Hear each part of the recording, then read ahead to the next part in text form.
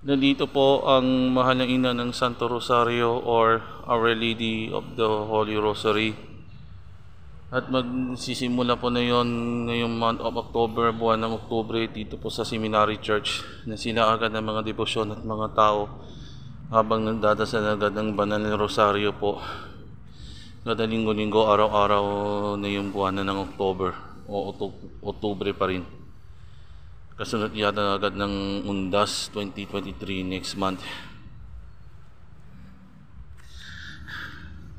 So magdasal ka muna po ng mahal ng ina ng Santo Rosario. Gabayan mo kami na malapit na magwakas ng COVID-19 pandemic ng aming the end of the epidemic and back to no more. At pagpalain nawa ng Diyos sa lahat para sa iyo.